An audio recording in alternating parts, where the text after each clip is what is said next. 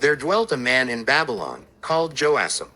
And he took a wife, whose name was Susanna, the daughter of Chelcias, a very fair woman, and one that feared the Lord. Her parents also were righteous, and taught their daughter according to the law of Moses. Now Joasam was a great rich man, and had a fair garden joining unto his house, and to him resorted the Jews, because he was more honorable than all others.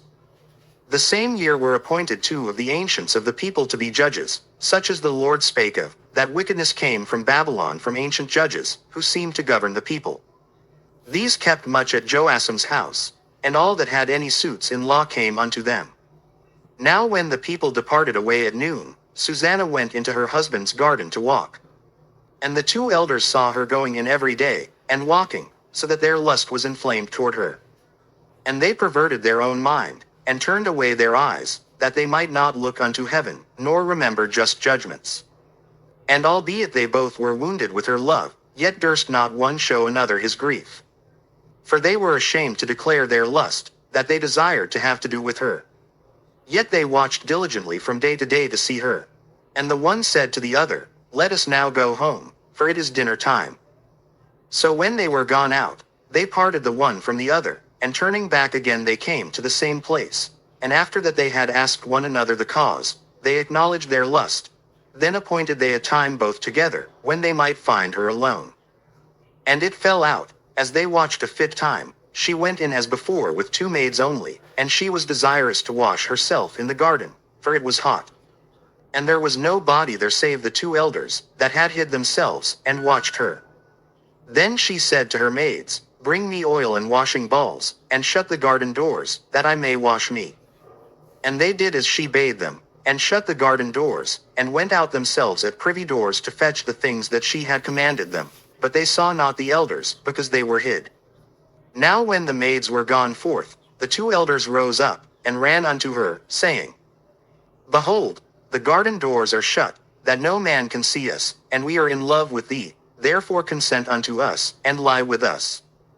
If thou wilt not, we will bear witness against thee, that a young man was with thee, and therefore thou didst send away thy maids from thee. Then Susanna sighed, and said, I am straitened on every side, for if I do this thing, it is death unto me, and if I do it not I cannot escape your hands. It is better for me to fall into your hands, and not do it, than to sin in the sight of the Lord.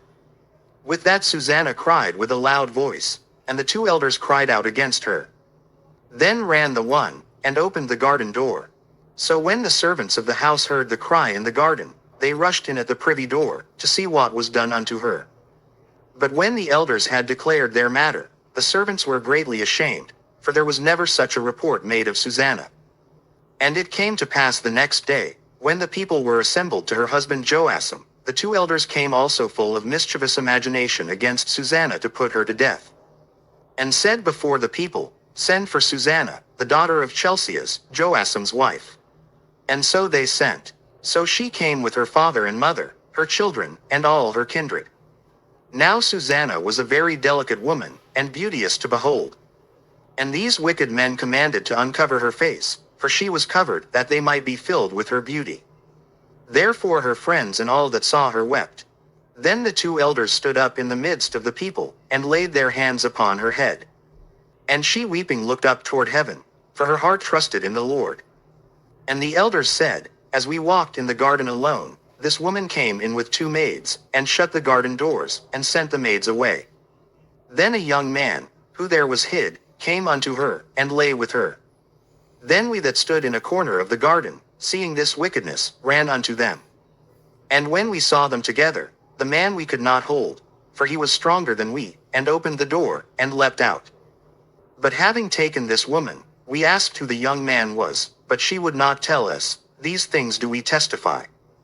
Then the assembly believed them as those that were the elders and judges of the people, so they condemned her to death. Then Susanna cried out with a loud voice, and said, O everlasting God, that knowest the secrets, and knowest all things before they be. Thou knowest that they have borne false witness against me, and, behold, I must die, whereas I never did such things as these men have maliciously invented against me. And the Lord heard her voice.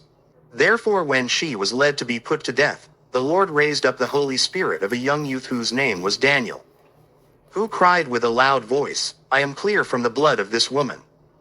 Then all the people turned them toward him, and said, What mean these words that thou hast spoken? So he standing in the midst of them said, Are ye such fools, ye sons of Israel, that without examination or knowledge of the truth ye have condemned a daughter of Israel? Return again to the place of judgment, for they have borne false witness against her.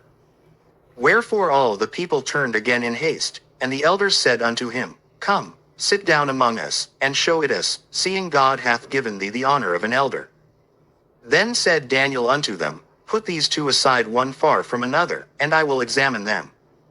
So when they were put asunder one from another, he called one of them, and said unto him, O thou that art waxen old in wickedness, now thy sins which thou hast committed aforetime are come to light. For thou hast pronounced false judgment, and hast condemned the innocent, and hast let the guilty go free, albeit the Lord saith, The innocent and righteous shalt thou not slay. Now then, if thou hast seen her, tell me, under what tree west thou them companying together? Who answered, Under a mastic tree.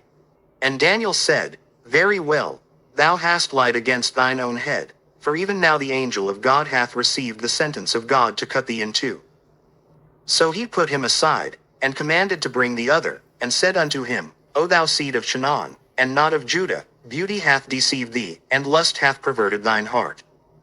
Thus have ye dealt with the daughters of Israel, and they for fear companied with you, but the daughter of Judah would not abide your wickedness. Now therefore tell me, under what tree didst thou take them companying together? Who answered, Under an home tree. Then said Daniel unto him, Well, thou hast also lied against thine own head, for the angel of God waiteth with the sword to cut thee in two, that he may destroy you. With that all the assembly cried out with a loud voice, and praised God, who saveth them that trust in him. And they arose against the two elders, for Daniel had convicted them of false witness by their own mouth. And according to the law of Moses they did unto them in such sort as they maliciously intended to do to their neighbor, and they put them to death. Thus the innocent blood was saved the same day. Therefore Chelcias and his wife praised God for their daughter Susanna, with Joasim her husband, and all the kindred, because there was no dishonesty found in her. From that day forth was Daniel had in great reputation in the sight of the people. Bel and the dragon